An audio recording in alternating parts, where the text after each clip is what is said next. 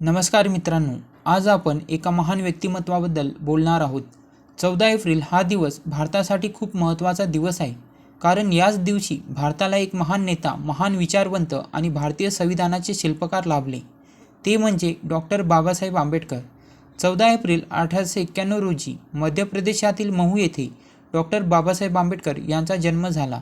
त्यांच्या वडिलाचे नाव रामजी आणि आईचे नाव भीमाबाई होते। बाबासाहेबांचे बालपण खूप कठीण गेले।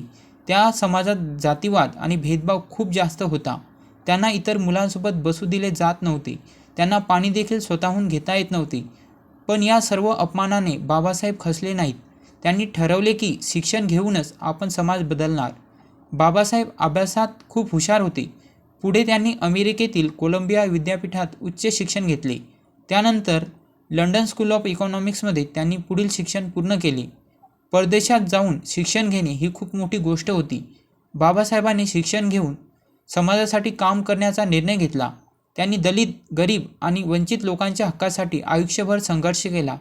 महाड येथे चवदार सत्याग्रह करून पाण्याच्या हक्कासाठी त्यांनी लढा दिला। नाशिकमध्ये मंदिर प्रवेश आंदोलन करून समानतेसाठी आवाज उठवला। बाबासाहेबांचा विश्वास होता की शिक्षणानेच माणूस पुढे जाऊ शकतो। म्हणूनच ते म्हणायचे, शिका, संघटित व्हा आणि संघर्ष करा। भारत स्वतंत्र झाल्यानंतर संविधान तयार करण्याची जबाबदारी डॉक्टर बाबासाहेब आंबेडकर यांच्यावर देण्यात आली। त्यांनी खूप मेहनत घेऊन भारतीय संविधान तयार केले।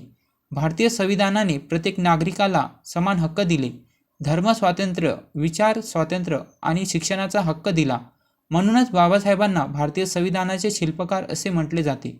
1956 साली डॉक्टर बाबासाहेब आंबेडकर यांनी बौद्ध धर्म स्वीकारला।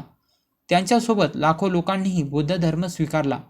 मित्रांनो, 14 एप्रिल आपण बाबासाहेबांची जयंती साजरी करतो, पण फक्त जयंती साजरी करणे पुरेसे नाही। आपण त्यांच्या विचारानुसार आपले जीवन जगले पाहिजे। शिक्षण घ्यावे, समाजात समानता निर्माण करावी आणि अन्यायाविरुद्ध आवाज उठवावा, हीच बाबासाहेबांना खरी आदरांजली ठरेल।